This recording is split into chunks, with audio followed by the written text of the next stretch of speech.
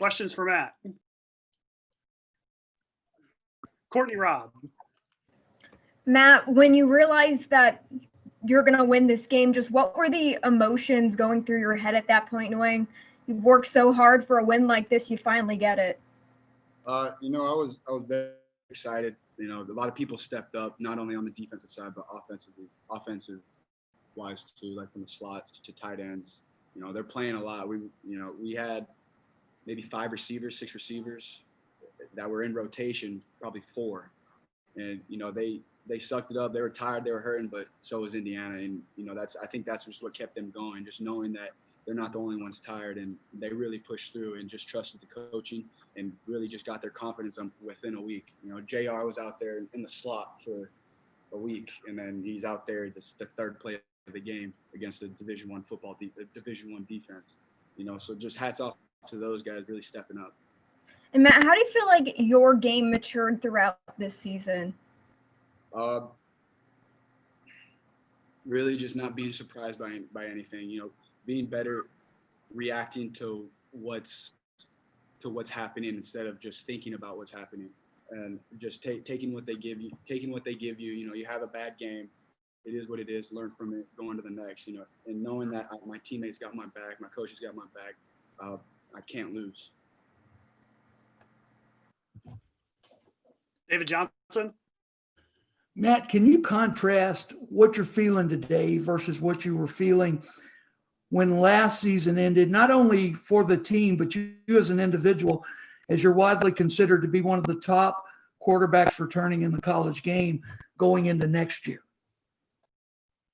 It's a blessing to get the accolade or just to be in that conversation. But really, it's going to come down to 2021 Ole Miss football ...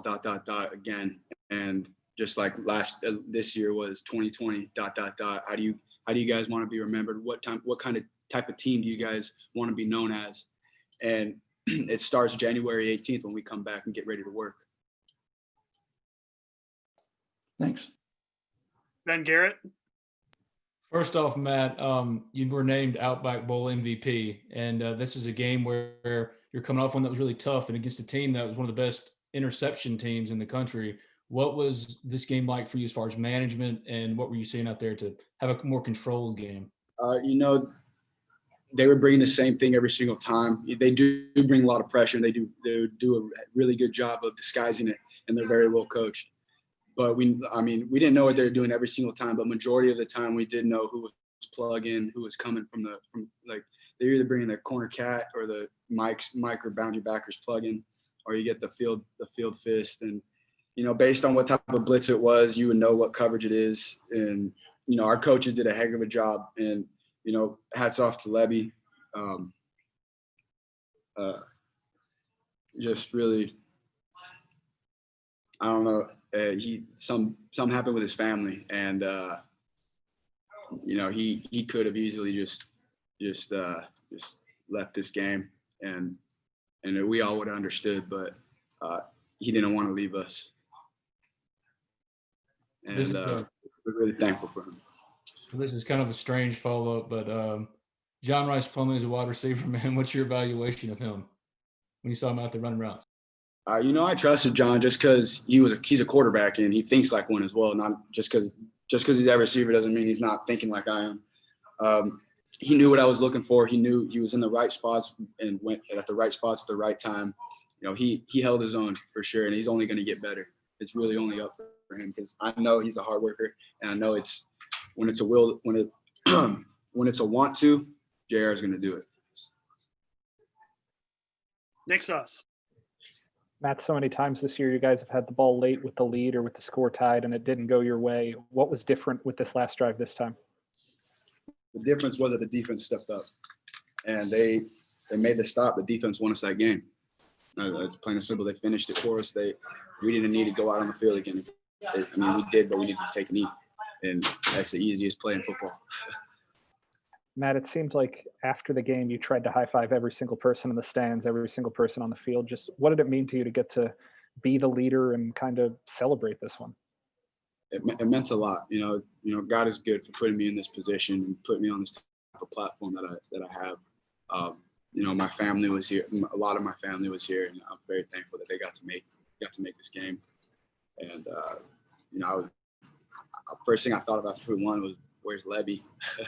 It was emotional after the game, but it was good emotion. It was happy tears. But I mean, I've never felt this type of relationship on a team before, ever in my entire life. Hank Kurz. Hey, Matt, Coach Kiffin gets a contract extension. You win a bowl game in kind of dramatic fashion. The defense rises up at the end. What kind of excitement does that provide for you guys going into next year? It's really only up from here. We know what we have to do. We know what to get better at from this season, 100%. And it's just going to come down to working and how bad you want it. The coaches are going to give us everything, the tools we need and the guidelines to get to where we want to get to. It's going to come down to us and how hard we want to work and how bad we want it. And for not only my leadership, but everyone, every leader in every room, every position room is going to step up, and I will make sure of that. David Johnson. Hey, Matt, Casey Kelly might have surprised a few folks today with the impact he had. 6 catches, I think, in the first half, some key blocks thrown. What have you seen from him in practice, and what was your take on how reliable of a target he was for you today? Casey's a hard worker. He shows it. Always asking questions, always locked in. Not a big doesn't mess around a lot, really. He's a serious person, and I trusted him just based on how he prepares for a game, and just in practice, always asking me questions on certain routes and what am I looking at. And I just know that he's always locked in, and I know that he's a hard worker. So, I mean, that really helped with the trust out there. And, I couldn't think about if I could trust him or not. I was just going to give him a shot and let them play. That went for 17. That went for 5 and 81 out there today. Tyler Comas. Matt, can you tell us a little bit about what that Outback Bowl MVP means to you personally? It means a lot. I wouldn't have done this without the guys stepping up. They were a little discouraged after a few drops, and the O-line, a few loafs here and there. But I mean, I wasn't perfect at all, and I told them that. I told them that I need them to be. I need them to execute for us to win. I need them to win the route. I need them to win that play for us to win. And I told them that, you 4 are the only ones I got. I looked them in the eyes, like, you guys are the only ones I got. I need you guys to make this happen for me, for us. And that was a conversation. They looked back at me and they said, Matt, I got you. All 4 of them did. Our final question of the day from T. Akins.